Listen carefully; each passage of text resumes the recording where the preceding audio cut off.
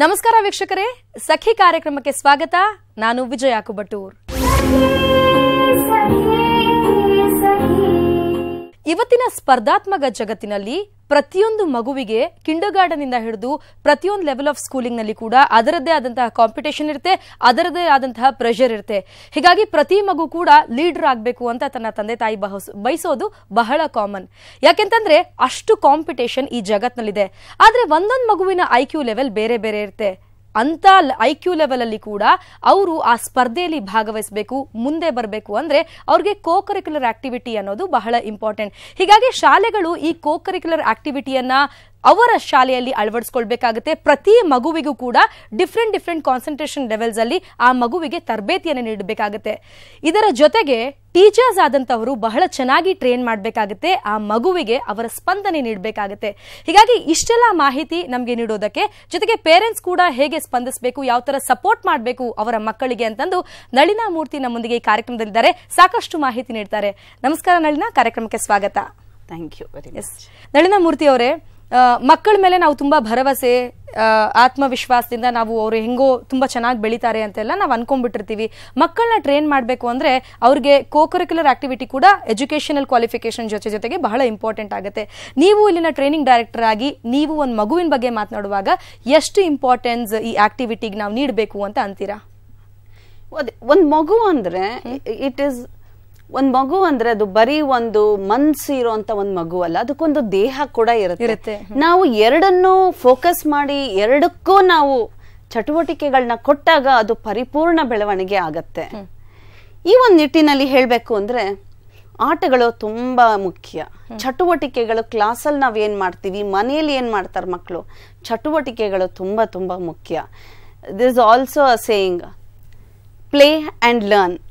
ಆಟದಿಂದ ಪಾಠ. ಮಕ್ಕಳಿಗೆ ಅವ್ರಿಗೆ ಏನ್ ಇಷ್ಟನೋ ಅದರ ಮೂಲಕ ನಾವು ಪಾಠ ಹೇಳ್ಕೊಟ್ಟಾಗ ಏನಾಗುತ್ತೆ, ಅವ್ರಿಗೆ ಕಲಿಯೋಕ್ಕೂ ಇಂಟ್ರೆಸ್ಟ್ ಬರುತ್ತೆ, ಅವರು ಲೈಫ್ ಲಾಂಗ್ ಲರ್ನರ್ಸ್ ಆಗ್ತಾರೆ. ಇಲ್ಲಿ ಬರೀ ಆಟ ಆಡಿಸಿ ಅಂತ ಹೇಳ್ತಾ ಇಲ್ಲ, ಆಟದ ಮೂಲಕ ಪಾಠವನ್ನ ಹೇಳ್ಕೊಡುವಂತಹ ಪ್ರಯತ್ನ ಮಾಡಿ ಅಂತ, ಅದನ್ನ ಈ ಮೂಲಕ ನಾವ್ ಇವತ್ತು ಸಖಿಯಲ್ಲಿ ಹೇಳಕ್ಕೆ ಹೊರಟಿದ್ದೀವಿ. ಹೌದು, ನಿಜ. ಈಗ ಮಗುವಿನ ಬೆಳವಣಿಗೆ, ಈಗ ನಾವು 0 to 7 years ಅಥವಾ 6 years ನಾವ್ ಏನ್ ನೋಡ್ತೀವಿ, 6 ವರ್ಷದ ತನಕ 7 ವರ್ಷದ ತನಕ ಆ ಮಗುವಿನಲ್ಲಿ ನಾವು ಯಾವ ತರ ಆಟ ಪಾಠಿಕೆಗಳನ್ನ ನೋಡ್ಬೇಕು, ಅದ್ ಯಾತಕ್ ತುಂಬಾ ಮುಖ್ಯ. ಈ ಚಟುವಟಿಕೆಗಳು ಅಥವಾ ಈ ಆಟಗಳು ನಾವ್ ಏನ್ ಹೇಳ್ತಾ ಇದ್ದೀವಿ, ಮಕ್ಕಳಲ್ಲಿ ದೈಹಿಕ ಬೆಳವಣಿಗೆಗಳನ್ನ ತಂದ್ಕೊಡುತ್ತೆ. Movement brings focus and concentration ಅಂತೀವಿ. ಮೂವ್ಮೆಂಟ್ ಆಫ್ ಮಸಲ್ಸ್ ತುಂಬಾ ಮುಖ್ಯ ಆಗತ್ತೆ. ಜೊತೆಗೆ ಅವ್ರಿಗೆ ಸಾಮಾಜಿಕ ಸ್ಕಿಲ್ಸ್ ಅಂದ್ರೆ ಸೋಷಿಯಲ್ ಸ್ಕಿಲ್ಸ್, ಸಾಮಾಜಿಕ ಬೆಳವಣಿಗೆಗಳು, ಅದು ಯಾವ ಪುಸ್ತಕಗಳಿಂದನೂ ಕೊಡಕ್ ಸಾಧ್ಯ ಇಲ್ಲ. ಅದು ಅನುಭವಿಸಿ ತಿಳ್ಕೊಂಡು ಕಲ್ತ್ಕೊಳ್ಬೇಕಾಗಿರುವಂತ ಒಂದು ವಿಷಯ. ಅಂದ್ರೆ ಆ ಶೈನೆಸ್ ಅನ್ನ ಹೋಗ್ಲಾಡ್ಸತ್ತೆ. ಖಂಡಿತವಾಗ್ಲು ಈ ಶೈನೆಸ್ ಈಗ ಒಂದ್ ದೊಡ್ಡ ಪ್ರಾಬ್ಲಮ್ ಆಗಿದೆ ಮಕ್ಕಳಲ್ಲಿ. ಈ ಸೆಲ್ಫ್ ಎಸ್ಟೀಮ್ ಅನ್ನೋದನ್ನೇ ಹಾಳು ಮಾಡಿದೆ. ಅವರು ಬೋಲ್ಡ್ ಆಗಿ, ಬ್ರೇವ್ ಆಗಿ, ಸೆಲ್ಫ್ ಕಾನ್ಫಿಡೆನ್ಸ್ ಇಂದ ಹೇಗೆ ಅವರು ಮುಂದೆ ಬರ್ಬೋದು, ಈ ಸೋಷಿಯಲ್ ಸ್ಕಿಲ್ಸ್ ತುಂಬಾ ಇಂಪಾರ್ಟೆಂಟ್. ಆಮೇಲೆ ಇನ್ನೊಂದು ಇಂಪಾರ್ಟೆಂಟ್ ವಿಜಯ ಹೇಳ್ಬೇಕು ಅಂದ್ರೆ ಈ ಇಮೋಷನಲ್ ಬ್ಯಾಲೆನ್ಸ್ ಅಂತ ಹೇಳ್ತಾರೆ, ಬಹಳ ಇಂಪಾರ್ಟೆಂಟ್. ಆಮೇಲೆ ಇತ್ತೀಚಿನ ದಿನಗಳಲ್ಲಿ ನಾವು ಮಕ್ಕಳಿಗೆ ಅದನ್ನ ನೀಡಬೇಕು, ಅದನ್ನ ಕಲಿಸ್ಬೇಕು ಅಂತ. ಹೌದು. ಈಗ ಒಂದು ಮಗು, ಈಗ ಕೆಲವು ಸತಿ ನಾವ್ ನೋಡ್ಬೋದು, ಒಂದು ಫೇಲಿಯರ್ ಅಥವಾ ಒಂದು ಸೋಲ್ ಇಂದ ಅದು ನನ್ನ ಕತೆ ಮುಗೀತು, ಮುಂದೆ ನಾನು ಏನು ಮಾಡಕ್ ಸಾಧ್ಯನೇ ಇಲ್ಲ ಅಂತ ತಿಳ್ಕೊಂಡು ಕೂತ್ಕೊಳ್ಳೋ ಅಂತ ಮಕ್ಕಳು ನಾವು ನೋಡಿದೀವಿ. ಇತ್ತೀಚಿನ ದಿನಗಳಲ್ಲಿ ಆ ರಿಸಲ್ಟ್ ಬರುವಂತಹ ಟೈಮ್ಗೆ, ಎಕ್ಸಾಮಿನೇಷನ್ ಟೈಮ್ಗೆ ನಾವು ಆ ಪುಟ್ ಮಕ್ಕಳು ಸುಮಾರು 6-7 ವರ್ಷದಿಂದ ನಾವು ನೋಡಬಹುದು, ಅವರೆಲ್ಲ ಜೀವ ಕಳ್ಕೊಳ್ಳೋ ಸ್ಟೇಜಿಗೆ ಬಂದಿದ್ದಾರೆ, ಆ ಲೆವೆಲ್ಗೆ ಇರ್ತಾರೆ. ಹೀಗಾಗಿ ನಾವು ಇಮೋಷನಲ್ ಬ್ಯಾಲೆನ್ಸ್ ಬಗ್ಗೆ ಡೆಫಿನೆಟ್ಲಿ ಕಾನ್ಸಂಟ್ರೇಟ್ ಮಾಡ್ಬೇಕಾಗತ್ತೆ ಅಂತ. ಖಂಡಿತವಾಗ್ಲು. ಅದು ಹೆಂಗೆ ಅಂದ್ರೆ, ಈಗ ನಾನು ಒಂದು ಸ್ಕೂಲಲ್ಲಿ ಸ್ಟೂಡೆಂಟ್ ಕೌನ್ಸಿಲರ್ ಆಗಿ ಕೆಲಸ ಮಾಡ್ತಾ ಇದ್ದೀನಿ. ಶ್ರೀ ರವಿಶಂಕರ್ ವಿದ್ಯಾಮಂದಿರಲ್ಲಿ ಅವರು ನಂಗೆ ಈ ಒಂದು ಆಪರ್ಚುನಿಟಿ ಕೊಟ್ಟಿದ್ದಾರೆ. ನಂಗೆ ಬಹಳ ಖುಷಿ ಆ ಸ್ಕೂಲ್ಗೆ ಹೋಗಕ್ಕೆ. ಆ ಸ್ಕೂಲ್ನಲ್ಲಿ ತುಂಬಾ ಮುಖ್ಯವಾದ ನಾನು ಏನ್ ನೋಡಿದ್ದೀನಿ ಅಂದ್ರೆ, ಎಲ್ಲ ಮಕ್ಕಳು ದಿನಾ ಯೋಗ ಮಾಡ್ತಾರೆ. ಯೋಗ ಬಗ್ಗೆ ಮಾತಾಡ್ತಾ ಇದೀವಿ ನಳಿನಾ, ಹಾಗೇನೆ ನಾವು ಸ್ಪೋರ್ಟ್ಸ್ ಬಗ್ಗೆ ಮಾತನಾಡ್ತಾ ಇದೀವಿ. ಅದು ಸ್ವಲ್ಪ ವಯಸ್ಸು ಜಾಸ್ತಿ ಆಗ್ತಿದ್ದಂಗೆ, ಅಂದ್ರೆ 6-7 ವರ್ಷದ ಮಕ್ಕಳಿಗೆ ಪ್ರಾಬಬಲಿ ಅವ್ರ ಕೈಕಾಲೆಲ್ಲ ಸ್ವಲ್ಪ ಸ್ಟ್ರೆಂತ್ ಇರುತ್ತೆ, ನಾವು ಅದನ್ನ ಕಾನ್ಸಂಟ್ರೇಟ್ ಮಾಡಿದ್ರೆ ಬೆಟರ್. ಬಟ್ ಸ್ಟಿಲ್ ನಾವು ಚಿಕ್ಕ ಮಕ್ಕಳನ್ನ ಕೂಡ ನಾವು ನೋಡೋದ್ರಿಂದ ಅವರು ಈಗಾಗಲೇ 2 ವರ್ಷಕ್ಕೆ ಸ್ಕೂಲಿಗೆ ಹೋಗಕ್ ಶುರು ಮಾಡ್ಬಿಡ್ತಾರೆ. ಅಲ್ಲಿ ಕೂಡ ಅವ್ರ ಕ್ಲಾಸ್ ರೂಮ್ ಅಲ್ಲಿ ಕೂತ್ಕೋಬೇಕು ಅಂದ್ರೆ ಸ್ವಲ್ಪ ಕಷ್ಟ ಅವರಿಗೆ. ಹೀಗಾಗಿ ಅವ್ರನ್ನ ನಾವು ಮೇನ್ ಸ್ಟ್ರೀಮ್ಗೆ ತರಬೇಕು, ಅವ್ರನ್ನ ಕೂಡ ಅಂದ್ರೆ ಕಲಿಕೆ ಅವರಲ್ಲೂ ಪ್ರಾರಂಭ ಆಗ್ಬೇಕಂದ್ರೆ ವಾಟ್ ಡು ವಿ ಡು? ಈಗ ಫಸ್ಟ್ ಸ್ಟ್ಯಾಂಡರ್ಡ್ ಇಂದ ಮಕ್ಕಳು ಒಂದು ಕಡೆ ಕೂರಕ್ಕೆ ಕಲಿಯಕ್ ಶುರು ಮಾಡ್ತಾರೆ ಅವಾಗಿಂದ. ಆದ್ರೆ 2.5 ವರ್ಷದಿಂದ ಮಕ್ಕಳನ್ನ ಸ್ಕೂಲಿಗೆ ಸೇರಿಸುವಾಗ ಅವರು ಒಂದು ಕಡೆ 5 ನಿಮಿಷ ಕೂಡ ಕುಳ್ಸಕ್ ತುಂಬಾ ಕಷ್ಟ ಆಗತ್ತೆ. ಅಂತ ಟೈಮಲ್ಲಿ ಏನ್ ಮಾಡ್ಬೇಕು ಅಂದ್ರೆ ಬೆಳಗ್ಗೆ ಮಾರ್ನಿಂಗ್ ಅಲ್ಲಿ ಅವ್ರಿಗೆ ಮೂವ್ಮೆಂಟ್ ಬೇಕು. ಅವ್ರ ಕೈ ಕಾಲು ಎಲ್ಲ ಮೂವ್ ಮಾಡಿದಾಗ ಏನಾಗುತ್ತೆ, ಅವರಲ್ಲಿ ಒಂದು ಅಟೆನ್ಷನ್ ಸ್ಪ್ಯಾನ್ ಜಾಸ್ತಿ ಆಗುತ್ತೆ, ಫೋಕಸ್ ಕಾನ್ಸಂಟ್ರೇಷನ್ ಜಾಸ್ತಿ ಆಗುತ್ತೆ. ಸೊ ಇವಾಗ ಏನು ಮೇಜರ್ ಸ್ಕೂಲ್ಸ್ ಅಲ್ಲಿ ನಾನು ನೋಡಿರೋ ಪ್ರಕಾರ ಈ ಸರ್ಕಲ್ ಟೈಮ್ ಅಂತ ಒಂದು ಮಾಡ್ತೀವಿ. ಸರ್ಕಲ್ ಟೈಮ್ ಅಂದ್ರೆ ಬೆಳಗ್ಗೆ ಎದ್ದ ತಕ್ಷಣ ಮಕ್ಕಳನ್ನ ಸ್ಕೂಲ್ಗೆ ಓಡಿಸ್ಕೊಂಡ್ ಬಂದಿರ್ತಾರೆ. ಅವರು ಸ್ಕೂಲಿಗೆ ಬರೋ ಮೂಡಲ್ಲೇ ಇರಲ್ಲ. ಎಷ್ಟೊಂದ್ ಮಕ್ಕಳಿಗೆ ಕರೆಕ್ಟ್ ಆಗಿ ಸ್ನಾನ ಕೂಡ ಆಗಿರಲ್ಲ, ಒಂದು ಹಾಲು ತಿಂಡಿ ದೂರನೇ ಉಳಿತು, ಅವ್ರ ಹಾಸಿಗೆಯಿಂದ ಎದ್ದು ಬಸ್ಗೆ ಹತ್ಸ್ದಂಗ್ ಇರ್ತಾರೆ. ಅವರು ಸ್ಕೂಲಿಗೆ ಬಂದಿದ ತಕ್ಷಣ ಅವ್ರು ಯಾವ ತರ ಮನ್ಸಲ್ಲೂ ಇರಲ್ಲ, ಯಾವುದು ಮಾತು ಕೂಡ ಕೇಳಿಸ್ಕೊಳಕ್ಕೂ ರೆಡಿ ಇರಲ್ಲ. ಅಂತ ಟೈಮಲ್ಲಿ ಟೀಚರ್ಸ್ ಆದವರು ಒಂದು ಸರ್ಕಲ್ ಟೈಮ್ ಅಂತ ಮಾಡಿ ಎಲ್ಲ ಮಕ್ಕಳನ್ನು ಕೈ ಜೋಡಿಸಿ ಸುತ್ತ ತಿರುಗಿಸಿ ಅವ್ರಿಗೊಂದು ಹಾಡು ಹೇಳೋ ಒಂದು ಅವಕಾಶ ಮಾಡಿಕೊಟ್ರೆ, ಹಾಡು ಹೇಳಿಸಿ ಅವರಲ್ಲಿ ಒಂದು ಖುಷಿ ತರಬೇಕು. ಈ ಒಂದು ವಾತಾವರಣ ಸೃಷ್ಟಿ ಆದಾಗ ಅವ್ರನ್ನ ಕೂಡಿಸಿದಾಗ ಅವ್ರಿಗೆ ಅಟೆನ್ಷನ್ ಸ್ಪ್ಯಾನು ಜಾಸ್ತಿ ಇರುತ್ತೆ, ಏನಾದ್ರೂ ಮಾಡ್ಬೇಕು ಅನ್ನೋ ಒಂದು ಮನ್ಸು ಕೂಡ ಬಂದಿರುತ್ತೆ. ಅಂದ್ರೆ ಇದು ಸರ್ಕಲ್ ಟೈಮ್.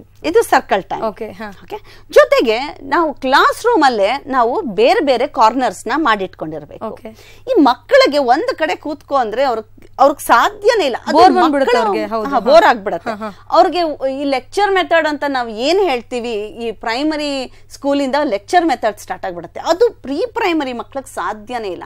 ಅವಾಗ ಅವ್ರಿಗೆ ಏನ್ ಮಾಡ್ಬೇಕು ಅಂದ್ರೆ ಈ ಕ್ಲಾಸ್ ರೂಮ್ ಮ್ಯಾನೇಜ್ಮೆಂಟ್ ತುಂಬಾ ಮುಖ್ಯ ಟೀಚರ್ಸ್ಗೆ. ಈ 4 ಕಾರ್ನರ್ ಆಫ್ ದ ಕ್ಲಾಸ್ ರೂಮ್ಗೆ 4 ತರ ಆಕ್ಟಿವಿಟೀಸ್ ಇಟ್ಕೊಂಡಿರ್ಬೇಕು. ಒಂದು ಪುಸ್ತಕಗಳು, ಇಷ್ಟು ಪಿಕ್ಚರ್ಸ್ ಇರುವಂತ ಪುಸ್ತಕಗಳ ಕಡೆ ಮಕ್ಕಳಿಗೆ ಒಲವು ಬರೋ ಹಂಗೆ ಮಾಡಬೇಕು. ಇನ್ನೊಂದು ವಾಟರ್ ಕಾರ್ನರ್ ಅಂತ ಮಾಡಿ ಇಟ್ಕೊಂಡಿರ್ಬೋದು. ಈ ವಾಟರ್ ಕಾರ್ನರ್ ಅಲ್ಲಿ ಒಂದು ಕಾರ್ನರ್ ಆಫ್ ದ ರೂಮ್ ಒಂದು ವಾಟರ್ ತುಂಬಿಸಿ ಒಂದು ಬ್ಯಾಗ್ ಅಲ್ಲಿ ಇಟ್ಟಾಗ ಏನಾಗುತ್ತೆ, ಮಕ್ಕಳು ಒಂದು ಟಂಬ್ಲರ್ ಹಾಕಿ ಆಟ ಆಡ್ಬೋದು. ಬಿಡಬೇಕು, ಮನೇಲಿ ಏನ್ ಅವಕಾಶ ಇಲ್ವೋ ಸ್ಕೂಲಲ್ಲಿ ಸಿಗುತ್ತೆ ಅಂತ ಗೊತ್ತಾಗ್ಬೇಕು ಮಕ್ಕಳಿಗೆ. ಎಕ್ಸ್ಪೀರಿಯನ್ಸ್ ಬೇಕು. ಒಂದು ಬಕೆಟ್ ಅಲ್ಲಿ ಕೈ ಹಾಕಕ್ಕೆ ಅಮ್ಮಂದ್ರು ಭಯ ಪಡ್ತಾರೆ, ನೆಗಡಿ ಆಗತ್ತೆ ಅದಾಗತ್ತೆ. ಇಲ್ಲ, ಮಕ್ಕಳಿಗೆ ನೀರು ಕೂಡ ಅನುಭವ ಬೇಕು. ಹೌದು. ಸೆಕೆಂಡ್ಲಿ ಕ್ಲೇ ಆಡಿಸ್ಬೇಕು. ಈ ಕ್ಲೇ ಆಡಿಸಿದಾಗ ಏನಾಗುತ್ತೆ, ಮಕ್ಕಳು ಕೈನ ಹಿಂಗ್ ಮೂವ್ ಮಾಡ್ತಾ ಮಾಡ್ತಾ ಫೈನ್ ಮೋಟಾರ್ ಸ್ಕಿಲ್ಸ್ ತುಂಬಾ ಇಂಪ್ರೂವ್ ಆಗುತ್ತೆ. ಈ ಫೈನ್ ಮೋಟಾರ್ ಸ್ಕಿಲ್ಸ್ ಯಾಕೆ ಬೇಕು ಅಂದ್ರೆ ಅವ್ರಿಗೆ ಬರೆಯೋದಕ್ಕೆ. ಅವ್ರಿಗೆ ಫಸ್ಟ್ ಸ್ಟ್ಯಾಂಡರ್ಡ್ ಇಂದ ಮಕ್ಕಳು ಮಾಡೋದು 2 ಕೆಲಸ, ಪುಸ್ತಕ ತೆಗಿ, ಓದು, ಬರಿ. ಈ ಒಂದು ಅಂಶ ಮನಸ್ಸಲ್ಲಿ ಇಟ್ಕೊಂಡು ಪ್ರೀ ಪ್ರೈಮರಿ ಲೆವೆಲ್ಗೆ ಅವ್ರಿಗೆ ಹೆಲ್ಪ್ ಮಾಡಬೇಕು. ಪ್ರೈಮರಿ ಸ್ಕೂಲ್ಗೆ ಎಂಟರ್ ಆಗಕ್ಕೆ ಅವ್ರಿಗೆ ಹೆಲ್ಪ್ ಮಾಡೋದು ಈ ಫೈನ್ ಮೋಟಾರ್ ಸ್ಕಿಲ್ಸ್. ಅಂದ್ರೆ ಇದು ಪ್ರಿಪರೇಷನ್ ಲೆವೆಲ್ ಅಂತ ಹೇಳ್ತೀರಾ? ಡೆಫಿನೆಟ್ಲಿ ಅವ್ರನ್ನ ಪ್ರಿಪೇರ್ ಮಾಡಬೇಕು. ಒಂದು ಬ್ರಿಡ್ಜ್ ಕೋರ್ಸಸ್ ಎಲ್ಲ ಮಾಡ್ತಾರೆ ಎಷ್ಟೊಂದು ಸ್ಕೂಲಲ್ಲಿ. ಸೊ ಈ ಕ್ಲೇ ಅಂದಾಗ ಈ ಕೈ ಅವ್ರಿಗೆ ರೌಂಡ್ ರೌಂಡ್ ರೌಂಡ್ ಮೂವ್ಮೆಂಟ್ ಮಾಡಿದಾಗ ಈ ಫಿಂಗರ್ಸ್ ಡೆವಲಪ್ ಆಗುತ್ತೆ, ಅವ್ರಿಗೆ ಸ್ಟ್ರೆಂತ್ ಬರುತ್ತೆ ಕೈಯಲ್ಲಿ. ಹಾಗಾಗಿ clay is very very important. Plus ಆದಷ್ಟು ನಾವು ನ್ಯಾಚುರಲ್ ಮೆಟೀರಿಯಲ್ಸ್ ಮಕ್ಳಿಗೆ ಕೊಡಬೇಕು. ಈ ನ್ಯಾಚುರಲ್ ಮೆಟೀರಿಯಲ್ಸ್ ಇಂದ ಸ್ಟಿಮ್ಯುಲೇಷನ್ ಆಗುತ್ತೆ. ಈ ಸ್ಟಿಮ್ಯುಲೇಷನ್ ಬ್ರೈನ್ ಡೆವಲಪ್ಮೆಂಟ್ಗೆ ಕಾರಣ. ಆಮೇಲೆ ಆಲ್ಸೋ ರಾಗಿ ಕಾರ್ನರ್ ಅಂತ ಮಾಡ್ತೀವಿ. ಈ ರಾಗಿ ಮಕ್ಳು ಎಷ್ಟು ಮುಟ್ಟುತ್ತಾರೋ ಅಷ್ಟು ಒಳ್ಳೇದು. ಆ ಮಕ್ಳು ರಾಗಿಲ್ ಆಟ ಆಡ್ಬೇಕು, ಈ ಮರಳಲ್ಲಿ ಆಟ ಆಡ್ಬೇಕು. ನಾವು ಚಿಕ್ಕವರಿದ್ದಾಗ ನಾವು ಎಷ್ಟು ಮಣ್ಣಲ್ಲೇ ಇರ್ತಿದ್ವಿ, ಮರಳಲ್ಲಿ ಇರ್ತಿದ್ವಿ. ಈಗ ಮಣ್ಣಲ್ಲಿ ಬಿಡಕ್ ರೆಡಿ ಇಲ್ಲ. ಈವನ್ ಸ್ಕೂಲಲ್ಲಿ ನಾನು ನೋಡಿದ್ದೀನಿ, ಒಂದ್ ಸಣ್ಣ ಗಾಯ ಆದ್ರೆ ಅಮ್ಮಂದ್ರು ಭಯ ಪಡ್ತಾರೆ. ಧೈರ್ಯ ಮಾಡಬೇಕು, ಮಕ್ಕಳನ್ನ ಈ ಒಂದು ಎಕ್ಸ್ಪೀರಿಯನ್ಸ್ ಕೊಡಬೇಕು. ಈ ಒಂದು ಆಟಗಳು ಏನಾಗುತ್ತೆ, ಲೈಫ್ ಲಾಂಗ್ ಲರ್ನಿಂಗ್ ಆಗುತ್ತೆ. ಅವರಲ್ಲಿ ಓದಬೇಕು, ಸ್ಕೂಲಿಗೆ ಬರಬೇಕು ಅನ್ನೋ ಒಂದು ಖುಷಿ ಸಿಕ್ಕಿದ್ರೆ ಸಾಕು, ಅವ್ರ ಲೈಫ್ ಲಾಂಗ್ ಪರ್ಮನೆಂಟ್ ಮೆಮರಿನ ಬೆಳೆಸ್ಕೊಳ್ತಾರೆ, ಒಂದು ಪರ್ಸನಾಲಿಟಿನ ಬೆಳೆಸ್ಕೊಳ್ತಾರೆ. ಎಸ್, ನಾವ್ 2.5 ವರ್ಷದ ಮಗುನ ಸ್ಕೂಲಿಗೆ ಕಿಂಡರ್ ಗಾರ್ಡನ್ಗೆ ಅಟ್ಬಿಡ್ತೀವಿ. ನೀವೇ ಹೇಳಿದ್ರಿ ಹಾಲು ತಿಂಡಿ ಅಂತೂ ದೂರದ ಮಾತಾಯ್ತು, ಎಷ್ಟೋ ಮಕ್ಕಳು ಸ್ನಾನ ಇಲ್ದಂಗೆ ಹಂಗೆ ವ್ಯಾನ್ ನಲ್ಲಿ ಬಂದ್ಬಿಟ್ಟಿರ್ತವೆ ಅಂತಂದು. ಡೆಫಿನೆಟ್ಲಿ ಅಂತ ಟೈಮಲ್ಲಿ ಎಷ್ಟೋ ಮಕ್ಕಳಿಗೆ ಮನೇಲಿ 2.5 ವರ್ಷ ತುಂಬಿದ್ರು ಕೂಡ ಇನ್ನೊಂದು ಮಗು ಇದೆ, ಅದು ವಿಪರೀತ ಮಾತಾಡುತ್ತೆ, ನನ್ನ ಮಗು ಮಾತಾಡ್ತಿಲ್ಲ ಅನ್ನೋ ಕಂಪ್ಲೇಂಟ್ ಕೂಡ ನೀವು ಕೇಳಿರಬಹುದು ಬಹುಶಃ. ಹೌದು. ಅಂದ್ರೆ ಮಕ್ಕಳಿಗೆ ಇಲ್ಲಿ ಕಲಿಕೆ ಜೊತೆಗೆ ಮಾತು ಕೂಡ ಚೆನ್ನಾಗಿ ಬರುತ್ತೆ, ಸ್ಪಷ್ಟತೆ ಸಿಗುತ್ತೆ ಅಂತನಾ? ಹೌದು. ಈ ಸರ್ಕಲ್ ಟೈಮ್ ನಾನು ಏನ್ ಹೇಳ್ತಾ ಇದ್ನೋ ಇದನ್ನ ಮತ್ತೆ ನಾನು ತರಕ್ ಇಷ್ಟಪಡ್ತೀನಿ. ಯಾಕಂದ್ರೆ ಈ ಸರ್ಕಲ್ ಟೈಮ್ ಅಲ್ಲಿ ಬರೀ ರೈಮ್ಸ್ ಸಾಂಗ್ಸ್ ಅಲ್ಲ, ಅಷ್ಟೇ ಅಲ್ಲ, ಅವ್ರ ಹೆಸರಿಂದ ಹಿಡಿದು ಅವ್ರ ಅಪ್ಪ ಅಮ್ಮ ಹೆಸರಿಂದ ಹಿಡಿದು ದಿನ ನೀನ್ ಒಂದು ಆಬ್ಜೆಕ್ಟ್ ತಗೊಂಡ್ ಬಾ ಮನೆಯಿಂದ, ಅಲ್ಲಿ ಕಮ್ಯುನಿಕೇಶನ್ ಇಂಪ್ರೂವ್ ಆಗತ್ತೆ. ಇವತ್ತಿನ ಕಾಲದಲ್ಲಿ ನೀವು ಎಷ್ಟು ಮಾರ್ಕ್ಸ್ ತೆಗ್ದಿದ್ದೀರಾ ಅನ್ನೋದು ಇಂಪಾರ್ಟೆಂಟ್ ಅಲ್ಲ, ನೀವು ಎಷ್ಟು ಚೆನ್ನಾಗಿ ಮಾತಾಡ್ತೀರಾ ಅನ್ನೋದೇ ಮುಖ್ಯ ಆಗೋಗಿದೆ. ಸೊ ಈ ಸರ್ಕಲ್ ಟೈಮ್ ಅಲ್ಲಿ ಪ್ರತಿಯೊಂದು ಮಗು ಕೈಲೂ ಮಾತಾಡಿಸ್ಬೇಕು, ಅವರು ಕಾನ್ಫಿಡೆನ್ಸ್ ಇನ್ಕ್ರೀಸ್ ಆಗುತ್ತೆ. ಒಂದು ಆಬ್ಜೆಕ್ಟ್ ಮನೆಯಿಂದ ತಗೊಂಡ್ ಬಂದು ಅದರ ಬಗ್ಗೆ ನೀನು 2 ನಿಮಿಷ ಮಾತಾಡು ಅಥವಾ 1 ನಿಮಿಷ ಮಾತಾಡು. ನಾನ್ ನೋಡಿದೀನಿ ಒಂದ್ ಮಗು ನಿಂಬೆ ಹಣ್ಣು ತಂದಿತ್ತು ಒಂದ್ಸತಿ. ಆ ನಿಂಬೆ ಹಣ್ಣು ಕಲರ್ ಇಂದ ಹಿಡಿದು ಅದರ ಟೇಸ್ಟ್ ಇಂದ ಹಿಡಿದು ಅದು ಜ್ಯೂಸ್ ಮಾಡಿ ಕುಡ್ದಿರೋದ್ರಿಂದ ಹಿಡಿದು ಅದರ ಎಕ್ಸ್ಪೀರಿಯನ್ಸ್ ಹೇಳಿದಾಗ ಅದ್ಯಾವತ್ತೂ ನಿಂಬೆ ಹಣ್ಣ ಮರೆಯಲ್ಲ. ಇಂಟರ್ವ್ಯೂ ಲೆವೆಲ್ ಅಲ್ಲಿ ನಾವು ಒಂದು ಸಬ್ಜೆಕ್ಟ್ ಬಗ್ಗೆ ಮಾತಾಡು, ಈ ಆಬ್ಜೆಕ್ಟ್ ನ ಇಟ್ಕೊಂಡು ನೀನ್ ಮಾತಾಡು ಅಂತ ಏನ್ ಹೇಳ್ತಾರೆ, ಪ್ರಾಬಲಿ ನೀವು ಇದು 2 ವರ್ಷಕ್ಕೆ ಕಲಿಸುವಂತ ಪ್ರಯತ್ನ ಮಾಡ್ತಾ ಇದ್ದೀರಾ ಅಂತ. ಯಾಕಂದ್ರೆ ದೊಡ್ಡವರಾದ್ಮೇಲೆ ಈ ಒಂದು ಕಮ್ಯುನಿಕೇಶನ್ ಸ್ಕಿಲ್ಸ್ ನಾವ್ ಎಷ್ಟು ಕಲಿಸ್ಬೇಕು ಅಂತಂದ್ರೂ ಅದು ಇಂಪಾಸಿಬಲ್ ಆಗ್ಬಿಡತ್ತೆ. ಮಕ್ಕಳಲ್ಲಿ ಅವ್ರಿಗೆ ಆ ಒಂದು ಭಯ ಇರಲ್ಲ. ಹಾಗಾಗಿ ಅವ್ರು ಏನಾದ್ರೂ ಕೊಟ್ಟು ನಿಂತ್ಕೊಂಡು ಮಾತಾಡು ಅಂದ್ರೆ ತುಂಬಾ ಖುಷಿಯಿಂದ ಮಾತಾಡ್ತಾರೆ. ಎಸ್ಪೆಷಲಿ ಅಮ್ಮಂದ್ರು ಮನೆಯಲ್ಲಿ ಇದನ್ನ ತಗೊಂಡು ಹೋಗು, ಇದ್ರ ಬಗ್ಗೆ ಮಾತಾಡು ನೀನ್ ಇವತ್ತು ಅಂತ ಅಂದಾಗ ಅವ್ರು ತುಂಬಾ ಆಸೆ ಆಗತ್ತೆ. ಸ್ಪೂನ್ ತಂದು ಮಾತಾಡುವಂತ ಮಕ್ಕಳಿದ್ದಾರೆ, ಇಲ್ಲ ಅಪ್ಪನ್ ಪಿಕ್ಚರ್ ತಂದು ಮಾತಾಡುವಂತವ್ರು ಇದ್ದಾರೆ, ಅಜ್ಜಿ ತಾತನ ಹೆಸರಿನ ಹೇಳಿ ಮಾತಾಡೋರಿದ್ದಾರೆ. ಈ ಮಾತು ಕೂಡ ತುಂಬಾ ಮುಖ್ಯ ಆಗಿದೆ ಇವತ್ತಿನ ಕಾಲದಲ್ಲಿ. ವೀಕ್ಷಕರೇ, ಒಂದ್ ವೇಳೆ ಮಗು ಸ್ಕೂಲ್ಗೆ ಹೋಗೋಕೆ ಹಿಂಜರಿತಾ ಇದೆ ಅಂದ್ರೆ ಈ ತರದ ಆಕ್ಟಿವಿಟೀಸ್ ಅವರನ್ನ ಮತ್ತಷ್ಟು ಖುಷಿಯಾಗಿಡುತ್ತೆ, ಸ್ಕೂಲ್ಗೆ ಹೋಗೋದಕ್ಕೆ ಪ್ರಿಪೇರ್ ಕೂಡ ಮಾಡುತ್ತೆ. ಇದು ಇಷ್ಟೇ ಅಲ್ಲ, ಕಿಂಡರ್ ಗಾರ್ಡನ್ ಅಷ್ಟೇ ಅಲ್ಲ, ಬೇರೆ ಬೇರೆ ಸೆಕ್ಷನ್ ಆಫ್ ಕ್ಲಾಸಸ್ಗೆ, ಬೇರೆ ಬೇರೆ ಏಜ್ ಗ್ರೂಪ್ಗೆ ಬೇರೆ ಬೇರೆ ತರದ ಆಕ್ಟಿವಿಟಿ ಕೂಡ ಇದೆ. ಅದ್ಯಾವುದು ಅಂತ ತಿಳಿಸ್ಕೊಡ್ತೀವಿ ಚಿಕ್ಕ ಬ್ರೇಕ್ ಆದ್ಮೇಲೆ.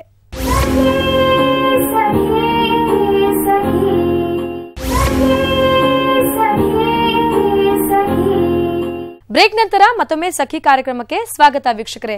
ಮಕ್ಕಳಿಗೆ ಕೋಕರಿಕ್ಯುಲರ್ ಆಕ್ಟಿವಿಟೀಸ್ ಎಷ್ಟೆಲ್ಲ ಇಂಪಾರ್ಟೆನ್ಸ್ ಅನ್ನ ಕೊಡುತ್ತೆ, ಹಾಗೇನೆ ಅವ್ರಿಗೆ ಬ್ರೈನ್ ಡೆವಲಪ್ಮೆಂಟ್ ಇರಬಹುದು, ಪರ್ಸನಾಲಿಟಿ ಡೆವಲಪ್ಮೆಂಟ್ಗೆ ಹೇಗೆ ಸಹಕಾರ ನೀಡುತ್ತೆ ಅಂತ ಸಾಕಷ್ಟು ಮಾಹಿತಿ ಪಡ್ಕೊಳ್ತಾ ಇದ್ವಿ. ಕ್ಲಾಸ್ ರೂಮ್ ನ ನೀಟಾಗಿ ಆರ್ಗನೈಸ್ ಮಾಡಬೇಕು, ಇದು ಟೀಚರ್ ಕೆಲಸ ಅಂತ ಹೇಳಿದ್ರಿ. ಒಂದು ರಾಗಿ ಮುಟ್ಟೋದಿರ್ಬಹುದು, ಮರಳು ಮುಟ್ಟೋದಿರ್ಬಹುದು, ಕ್ಲೇ ಇರಬಹುದು, ಹಾಗೇನೆ ನೀರಲ್ಲಿ ಆಡೋದಿರ್ಬಹುದು, ಇದೆಲ್ಲ ನಾವು ಮಕ್ಕಳಿಗೆ ಡೆಫಿನೆಟ್ಲಿ ಕಿಂಡರ್ ಗಾರ್ಡನ್ ಲೆವೆಲ್ ಅಲ್ಲಿ ಇಂಟ್ರೊಡ್ಯೂಸ್ ಮಾಡಬೇಕು ಅಂತ. ಹೀಗೇನೆ ಕಿಂಡರ್ ಗಾರ್ಡನ್ ಅಂದ ತಕ್ಷಣ ನಮಗೆ ಪ್ಲೇ ಸ್ಕೂಲ್ ಇಂದ ಹಿಡಿದು, ಅಂದ್ರೆ ಆ ಪ್ಲೇ ಸ್ಕೂಲ್ ಅಲ್ಲಿ 4 ವಯಸ್ಸಿನ ಮಕ್ಕಳು ಬರ್ತಾರೆ.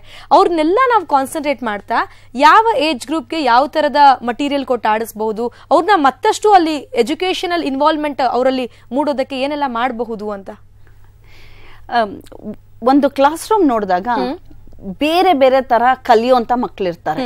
ಇವಾಗ ಫಾರ್ ಎಕ್ಸಾಂಪಲ್ ಉದಾಹರಣೆಗೆ ಒಂದು ಟೀಚರ್, ಒಂದು ಕ್ಲಾಸ್ ರೂಮ್, ಅದೇ ಟೀಚರ್ ಎಲ್ಲಾ ಮಕ್ಕಳಿಗೂ ಒಂದೇ ತರ ಪಾಠ ಮಾಡೋದು, ಒಂದೇ ತರ ಆಕ್ಟಿವಿಟೀಸ್ ಹೇಳ್ಕೊಡ್ತಾರೆ, ಆದ್ರೆ ಬೇರೆ ಬೇರೆ ತರ ಮಕ್ಕಳು ಕಲಿತಾರೆ.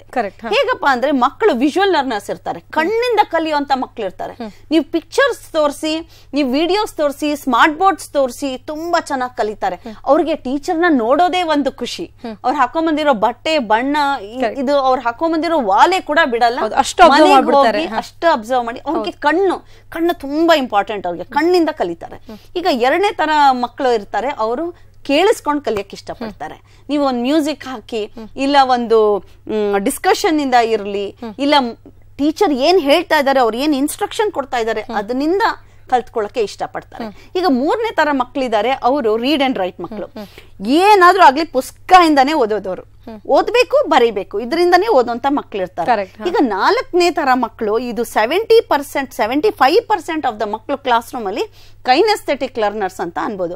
ಕೈನೆಸ್ಥೆಟಿಕ್ ಲರ್ನರ್ಸ್ ಅಂದ್ರೆ these are the children who learn through movement, body movement ಇಂದ ಕಲಿತಾರೆ. ಅವ್ರನ್ನ ಒಂದ್ ಕಡೆ ಕುಳಿಸಿ ನೀ ನೋಡಿ ಕಲಿ, ಕೇಳಿಸ್ಕೊಂಡ್ ಕಲಿ, ಪುಸ್ತಕದಿಂದ ಕಲಿ ಅಂದ್ರೆ ಅವರಿಗೆ ಒಪ್ಪಲ್ಲ. ಅವ್ರಿಗೆ ಕ್ಲಾಸ್ ರೂಮ್ ಬೋರಿಂಗ್ ಆಗ್ಬಿಡತ್ತೆ. ಹೇಳಿದ್ದನ್ನೇ ಹೇಳ್ತಾರೆ, ಮೇಡಮ್ ನಂಗೆ ತುಂಬಾ ಬೋರು, ನಾನು ಹೋಗಲ್ಲ ನಾಳೆಯಿಂದ ಅಂತ ಹೇಳುವಂತ ಮಕ್ಕಳಿದ್ದಾರೆ. ಇಂಥ ಮಕ್ಕಳನ್ನ ನಾವು ಮನ್ಸಲ್ಲಿ ಇಟ್ಕೊಂಡು ನಾವು ಮಕ್ಕಳಿಗೆ ಹೇಳ್ಕೊಡ್ಬೇಕಾಗತ್ತೆ. ಆದ್ರೆ ಇವತ್ತಿನ ಟೀಚರ್ಸ್ ಬರೀ ವಿಜುವಲ್ ಲರ್ನರ್ಸ್ ನ ಇಂಟ್ರೆಸ್ಟ್ ಇಂದ ಹೇಳ್ಕೊಡಂಗಾಗುತ್ತೆ. ಆಡಿಟರಿ ಲರ್ನರ್ಸ್ ಪುಸ್ತಕಗಳು ಹೆಂಗು ಸ್ಕೂಲಲ್ಲಿ ಕೊಡ್ತಾರೆ. ಈ kinaesthetic learners who are part of a big community in the classroom, 70-75% kinaesthetic, ಅವ್ರನ್ನ ಫೋಕಸ್ಸೇ ಮಾಡ್ತಾ ಇಲ್ಲ. ಹಾಗಾಗಿ ಮಕ್ಕಳಲ್ಲಿ ಇಂಟ್ರೆಸ್ಟ್ ಆಫ್ ಲರ್ನಿಂಗ್ ಕಮ್ಮಿ ಆಗ್ತಾ ಬರುತ್ತೆ. ಅವ್ರ ಫಸ್ಟ್ ಸ್ಟ್ಯಾಂಡರ್ಡ್ ಬರೋಷ್ಟೊಳಗೆ ಇದೇನೋ ಬರೀ ಪುಸ್ತಕ ತೆಗಿ ಓದು, ಬರೀ ನಂಗೆ ಇದ್ರಲ್ಲಿ ಇಂಟ್ರೆಸ್ಟ್ ಇಲ್ಲ. ಸೊ ಈವನ್ ಅನ್ ಆವರೇಜ್ IQ ಇರುವಂತ ಮಕ್ಕಳು ಕೂಡ ಬಿಲೋ ಆವರೇಜ್ ಆಗ್ತಾ ಬರ್ತಾರೆ, ಬಿಕಾಸ್ ಅವರಲ್ಲಿ ಇಂಟ್ರೆಸ್ಟ್ ನ ಬೆಳೆಸೇ ಇಲ್ಲ ಟೀಚರ್ಸ್. ಕರೆಕ್ಟ್. ಇಲ್ಲಿ ಬರೀ ಮಕ್ಕಳಲ್ಲ, ಟೀಚರ್ಸ್ ಕೂಡ ತಾವು ಕಲಿಯೋದು, ತಾವು ಪ್ರೆಸೆಂಟ್ ಮಾಡೋದು ಅಷ್ಟೇ ಇಂಪಾರ್ಟೆಂಟ್ ಅಂತ ಹೇಳ್ತಾ ಇದ್ದೀರಾ. ಹೀಗಾಗಿ ಆ ಕ್ಲಾಸ್ ನ ಹೇಗೆ ಆರ್ಗನೈಸ್ ಮಾಡಬೇಕು, ಈ ತರದ ಮಕ್ಕಳಿಗೆ ಯಾವ ಬೇರೆ ಬೇರೆ ಆಕ್ಟಿವಿಟಿ ಕೊಡ್ಬೇಕಾಗತ್ತೆ? ಹೌದು, ಇಂಥ ಮಕ್ಕಳಿಗೆ ಅವ್ರಿಗೆ ಎಲ್ಲಾ ತರ ಸ್ಟಿಮ್ಯುಲೇಷನ್ ಬೇಕು. ಹೌದು, ಸ್ಟಿಮ್ಯುಲೇಷನ್ ಅಂದ್ರೆ ಅವ್ರಿಗೆ ಒಂದ್ ಟಚ್ ಇಂದ ಹಿಡಿದು, ಅವ್ರಿಗೆ ಮೂವ್ಮೆಂಟ್ ಇಂದ ಹಿಡಿದು ಅವ್ರು ಮೂವ್ ಮಾಡ್ಬೇಕು, ಬಾಡಿನ ಮೂವ್ ಮಾಡ್ಬೇಕು. ಈ ಪುಸ್ತಕನ ನೀನು ನೆಕ್ಸ್ಟ್ ಕ್ಲಾಸ್ ತಗೊಂಡು ಕೊಡು ಅಂತ ಏನಾದ್ರು ಒಂದ್ ಕ್ಲಾಸ್ ಅಲ್ಲಿ ಸುಮ್ನೆ ಒಂದ್ ಅನೌನ್ಸ್ ಮಾಡಿದ್ರೆ 10 ಹುಡುಗರು ಓಡ್ ಬರ್ತಾರೆ. ಯಾರು ಕೊಡೋದಪ್ಪ ಅಂತ ನಾವು ಯೋಚನೆ ಮಾಡೋ ಸ್ಥಿತಿಗೆ ಬರ್ತೀವಿ. ದೀಸ್ ಆರ್ ಕೈನಸ್ಥೆಟಿಕ್ ಲರ್ನರ್ಸ್ ಅಂದ್ರೆ ಅವರು they learn through body movements. ಇಂಥವ್ರಿಗೆ ನಾವ್ ಏನ್ ಆಕ್ಟಿವಿಟೀಸ್ ಕೊಡೋಣ ಅಂದ್ರೆ ಅವ್ರಿಗೆ ಕೈಗಳನ್ನ ಮೂವ್ ಮಾಡಕ್ ಇಷ್ಟ. ಇಂಥವ್ರಿಗೆ ಬ್ಲಾಕ್ಸ್, ಫಾರ್ ಎಕ್ಸಾಂಪಲ್ ಬ್ಲಾಕ್ಸ್, ಅವ್ರಿಗೊಂದಷ್ಟು ಬ್ಲಾಕ್ಸ್ ಕೊಟ್ಬಿಟ್ಟು ನೀನ್ ಇದರಿಂದ ಮಾಡು ಅಂತ ಕೊಟ್ರೆ ಅಥವಾ ಒಂದು ಮನೆ ಮಾಡು ಅಂತ ಕೊಟ್ರೆ ತುಂಬಾ ಇಂಟ್ರೆಸ್ಟ್ ಇಂದ ಅವರು ಆ ಬ್ಲಾಕ್ ನ ಮೇಲೆ ಕೆಳಗೆ ತಪ್ಪು ಸರಿ ಅವ್ರವರೇ ಕಲ್ತ್ಕೊಂಡು ಮಾಡ್ತಾರೆ. ಇನ್ನೊಂದು ಆಕ್ಟಿವಿಟಿ ನಾನೇ ನೋಡಿದೀನಿ, ಒಂದು ಮಗು ಈ ಒಂದು ಟವರ್ ನ ಬೆಳೆಸ್ತಾ ಇದೆ. ಈ ಟವರ್ ನ ಬೆಳೆಯುವಾಗ ಒಂದ್ರ ಮೇಲೆ ಒಂದು ದೊಡ್ಡದಿಂದ ಚಿಕ್ಕದನ್ನ ಬ್ಲಾಕ್ ನ ಜೋಡಿಸ್ತಾ ಬರಬೇಕು. ಅದು ಪೂರ್ತಿ ಮಾಡೋವರ್ಗುನು ಅದು ಏಳಲೇ ಇಲ್ಲ. ಅಂದ್ರೆ ಆ ಮಗುಗೆ ಬೇರೆ ತರ ಕಲ್ಸಕ್ ಹೋದ್ರೆ ಅದಕ್ಕೆ ಅಟೆನ್ಷನ್ ಸ್ಪ್ಯಾನ್ ಇರಲ್ಲ. ಆದ್ರೆ ಅದಕ್ಕೆ ಈ ತರ ಕಲಿಯೋದ್ರಿಂದ ಅವ್ರಿಗೆ ಅಟೆನ್ಷನ್ ಸ್ಪ್ಯಾನ್ ಜಾಸ್ತಿ ಆಗ್ತಾ ಇದೆ. ಅವ್ರಿಗೆ ಕಲಿಯೋ ಮನ್ಸು, ಒಂದು ಒಲವು, ಒಂದು ಪ್ರೀತಿ ಕೂಡ ಬರ್ತಾ ಇದೆ. ಹಾಗಾಗಿ ಆಟಿಕೆಗಳು ಅಂದ್ರೆ ಈ ಒಂದು ಮೆಟೀರಿಯಲ್ಸ್ ನಾವೇನ್ ಹೇಳ್ತೀವಿ ಅದರಿಂದಾನೇ ಮಕ್ಳು ಕಲಿತಾರೆ. ಇನ್ನೊಂದು ಎಕ್ಸಾಂಪಲ್ ಏನ್ ಕೊಡ್ಬೇಕು ಅಂದ್ರೆ ಪಜಲ್ಸ್. ಅವ್ರಿಗೆ ಫಾರ್ ಎಕ್ಸಾಂಪಲ್ ಈ ಲಯನ್ದು ಒಂದು ಪಜಲ್ ನ ಜೋಡಿಸಿ ಅಂತ ಒಂದ್ 4 ವರ್ಷ ಅಂದ್ರೆ 5-6 ಪಜಲ್ ಪೀಸಸ್ ಇರೋಂಥದ್ದನ್ನ ಜೋಡಿಸಿ ಮುಖ ಇಲ್ಲಿ ಬರ್ಬೇಕು, ಇಲ್ಲಿ ಬಾಲ ಇಲ್ಲಿ ಬರ್ಬೇಕು ಅಂತ ಕೊಟ್ರೆ ಅದು ಮುಗಿಯೋವರೆಗೂ ಹೇಳಲ್ಲ. ಅದಕ್ಕೆ ಲಯನ್ ಅಂದ್ರೆ ಹೀಗಿರುತ್ತೆ ಅಂತ ಅವ್ರಿಗೆ ಆಲ್ರೆಡಿ ಗೊತ್ತಿರುತ್ತೆ. ಹಾಗಾಗಿ ಆ ಪಿಕ್ಚರ್ ಕರೆಕ್ಟ್ ಆಗೋವರೆಗೂ ಅದು ಹೇಳಲ್ಲ. ಹಾಗಾಗಿ ಮಕ್ಕಳು ಕೈಯಿಂದ ಕಾಲುಗಳಿಂದ ಕಲಿಯುವಂತ ಮಕ್ಕಳು ತುಂಬಾ ಇರ್ತಾರೆ. ಇನ್ನೊಂದು ಎಕ್ಸಾಂಪಲ್ ಕೊಡ್ಬೇಕು ಅಂದ್ರೆ ಈ ಪ್ರಾಜೆಕ್ಟ್ ವರ್ಕ್ ಅಂತ ಕೊಡ್ತೀವಿ. ಈ ಕೈನಸ್ಥೆಟಿಕ್ ಲರ್ನರ್ಸ್ ಮಕ್ಕಳು ಅವ್ರಿಗೆ ಈ ಒಂದು ಗಿಡ ಬೆಳೆಸ್ಕೊಂಡ್ ಬನ್ನಿ ಅಂತ ಹೇಳಿದ್ರೆ ಅವ್ರು ಅದನ್ನ ರಾಗಿ ಹಾಕಿ ಅದು ಗಿಡ ಬೆಳೆಯೋವರೆಗೂ ಪ್ರತಿದಿನ ಬೆಳಗ್ಗೆ ನೋಡ್ತಾ ಇರ್ತಾರೆ. ಸೊ ಹಾಗಾಗಿ ಈ ಕೈನಸ್ಥೆಟಿಕ್ ಲರ್ನರ್ಸು ಆಟದಿಂದಾನೇ ಕಲಿಯುವಂತ.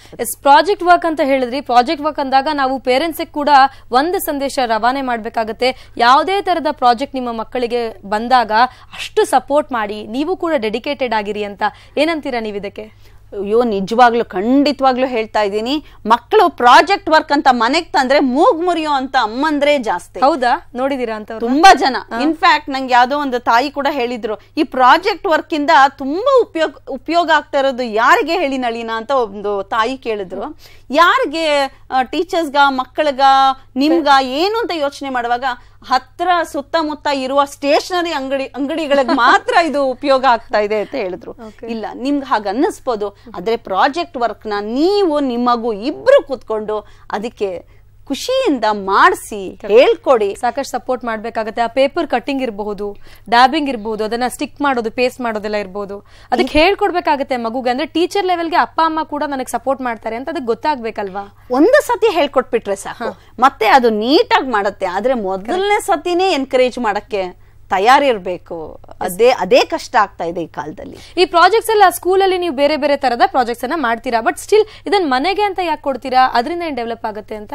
ಅದು ರಿಪಿಟೇಷನ್. ಮಕ್ಕಳು ರಿಪಿಟೇಷನ್ ಇಂದ ಕಲಿಯೋದು ತುಂಬಾ ಇದೆ.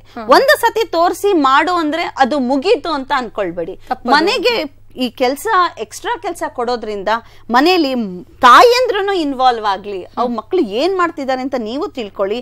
ಅಂಡ್ ಪ್ಲಸ್ ಮಕ್ಕಳಿಗೆ ರಿಪಿಟೇಷನ್ ಮತ್ತೆ ಮತ್ತೆ ಅದೇ ಕೆಲಸ ಮಾಡಿಸೋದ್ರಿಂದ ಅವರ brain development, neurons, connections, permanent memory, ಇದೆಲ್ಲ ಒಂದು ಕನೆಕ್ಷನ್ ಇದೆ ಅಂತ. ಎಸ್, ಆಧುನಿಕತೆ ಬೆಳೆದಂಗೆ ನಮ್ಮ ಟೆಕ್ನಾಲಜಿ ಕೂಡ ತುಂಬಾ ಬೆಳಿತಾನೆ ಇದೆ. ಇದು ಬರೀ ಹೈ ಲೆವೆಲ್ ಆಫ್ ಎಜುಕೇಶನ್ ಅಷ್ಟೇ ಅಲ್ಲ, ನಾವು ಈ ನರ್ಸರಿ ಲೆವೆಲ್ ಕೂಡ ಇದನ್ನ ಅಡಾಪ್ಟ್ ಮಾಡ್ಕೊಂಡ್ಬಿಟ್ಟಿದೀವಿ. ನೀವೇ ಹೇಳಿದ್ರಿ ಸ್ಮಾರ್ಟ್ ಬೋರ್ಡ್ಸ್ ಎಲ್ಲ ಇದೆ ಅಂತ, ಟಚ್ ಸ್ಕ್ರೀನ್ಸ್ ಇದೆ ಅಂತ. ಅದು ಕೂಡ ಇದೇ ಪುಟಾಣಿ ಮಕ್ಕಳು ಬಿಟ್ವೀನ್ 2 and 6 ಇವ್ರಿಗೆ ಕೂಡ ಇಂಟ್ರೊಡ್ಯೂಸ್ ಮಾಡಿದೀರಾ. ಇದೆಷ್ಟು ಹೆಲ್ಪ್ಫುಲ್ ಆಗುತ್ತೆ ಅವ್ರಿಗೆ ಅಂತ ತಿಳಿಸ್ಕೊಡಿ. ಈಗ ಕ್ಲಾಸ್ ರೂಮ್ಗೆ ತರುವಂತ ಸಾಮಾನುಗಳಿರುತ್ತೆ, ಮೆಟೀರಿಯಲ್ಸ್ ಇರುತ್ತೆ, ಅದರಿಂದ ತೋರಿಸಿ ಕಲಿಸಬಹುದು.